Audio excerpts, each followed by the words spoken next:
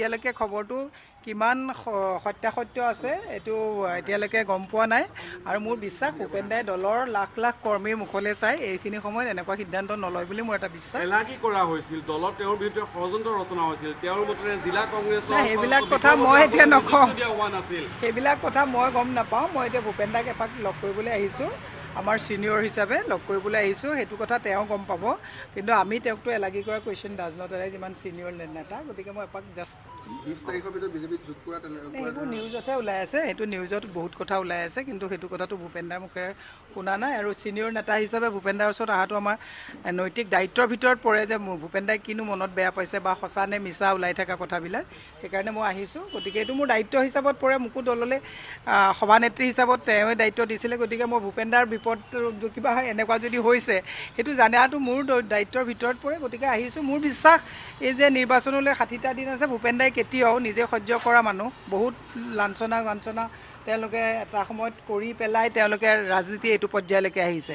প্ৰাক্তন সভাপতি হিচাপে ভূপেন দাই কেতিয়াও দলৰ কৰ্মী মুখলৈ চাই এনেকুৱা কাম নকৰে বুলি মোৰ 100% বিশ্বাস আছে। তাৰপিছতো যদি কিবা কৰে তেতিয়া সেইটো ভূপেন দাই নিজে জানে। তেখেতে দুটা পইণ্ট স্পষ্টভাৱে কৈছিলে যে গৌৰৱ গগৈ তেওঁ পাকিস্তানৰ লিংক সন্দৰ্ভত স্পষ্ট উত্তৰ দিব পৰা নাই কাৰণে তেখেতে এটা কাৰণ কৈছে, আৰু উজনিত ৰকিবুল হুছেইনক দলে যিটো দায়িত্ব দিছে সেইটো ভূপেন দাৰ পৰা জানিলে ভাল হ'ব। মই তেখেত ছিনিয়ৰ মানুহ, খুব লাৰ্নেড মানুহ, পঢ়া শুনা কৰে, ভালকৈ অধ্যয়ন কৰে।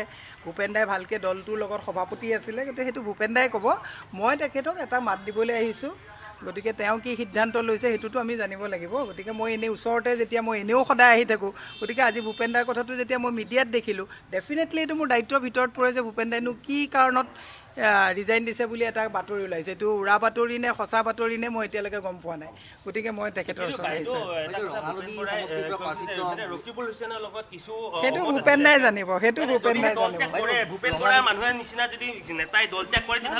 দলত প্ৰয়োজন আছে, নাই দলত প্ৰয়োজন আছে, গতিকে মই কেতিয়াও এইটো কথা নকওঁ। আৰু এটা কথা হৈছে, এতিয়াও বিজেপি কেইবাগৰাকীও মন্ত্ৰী বিধায়কে কৈছে ভূপেন বৰাই বিজেপিত 20 তাৰিখে অমিত শ্বাহৰ উপস্থিতিত যোগদান কৰিব বিজেপিত। আৰু দ্বিতীয় কথাটো হৈছে যে গৌৰৱ গগৈ পাকিস্তান লিংকে ক'ৰবাত কংগ্ৰেছক ক্ষতি কৰিছে, এই কথাটো কিন্তু কৈছে।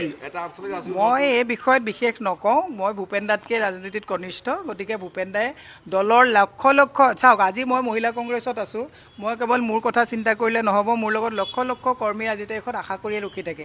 ভূপেন দাৰ প্ৰতিও লক্ষ লক্ষ কৰ্মীয়ে আশা কৰি ৰখি থাকে। এইখিনি সময়ত ভূপেন দাই এনেকুৱা সিদ্ধান্ত নল'ব বুলি মোৰ বিশ্বাস আছে। তাৰপিছতো যদি লয় সেইটো আৰু দুৰ্ভাগ্য। তেতিয়াহ'লে কংগ্ৰেছৰ ছাব্বিছত কি কেনেকুৱা হ'ব পাৰে? ইজনৰ পিছত সিজন নেতা, আজি একে ৰচিদ মণ্ডলে যোগদান কৰিব, শ্বেৰমান আলীয়ে কাইলৈ যোগদান কৰিব, যিয়ে নহওক তেওঁলোকৰ কংগ্ৰেছৰ বিধায়ক আছিল। গতিকে ইজনৰ পিছত সিজন নেতা, আজি ভূপেন বৰাই দল এৰিব বুলি কোৱাৰ লগে লগে লখিমপুৰত এতিয়া বিভিন্নজনে কিন্তু কংগ্ৰেছ দল ত্যাগ কৰিছে। লখিমপুৰৰ খবৰো আহিছে।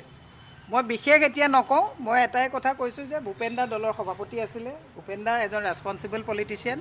এইখিনি সময়ত ভূপেন দাই কৰ্মীৰ মুখলৈ চাই নিজে কিবা যদি কষ্টও পাইছে, মই নাজানো, যদি কষ্টও পাইছে সেইখিনি ত্যাগটো ভূপেন দাই কৰিব বুলি মোৰ বিশ্বাস।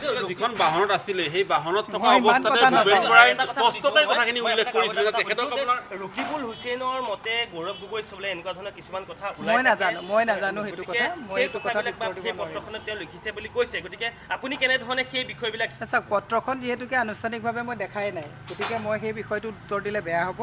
গতিকে মোৰ এটাই বিশ্বাস আছে যে ভূপেন দাই খুব নিয়াৰিকৈ পৰিপাটিকৈ কাম কৰে, পৰিপাটিকৈ কাম কৰা নেতা এজনে মানে ইলেকশ্যনলৈ 2 মাহ থকাৰ সময়ত ডেফিনেটলি মানে তেওঁ দলৰ কৰ্মীৰ কথা চিন্তা কৰি পেলাই কেতিয়াবা নিজৰ কথাও আমি পৰিহাৰ কৰি কৰ্মীৰ কথা চিন্তা কৰিবলগীয়া হয়। মোৰ এতিয়াও 100% বিশ্বাস আছে যে ভূপেন দাই যি কৰিব দলৰ কাৰণে ভালকৈ কৰিব। গতিকে ভূপেন দাই এনেকুৱা সিদ্ধান্ত যদিও কিবা কাৰণত লৈছিলে, যদি লৈছে, মই যদি বুলি কৈছোঁ, এইটো প্ৰত্যাহাৰ কৰিব, কাৰণ এইখিনি সময়ত ভূপেন দাই কেতিয়াও তেনেকুৱা কাম নকৰে।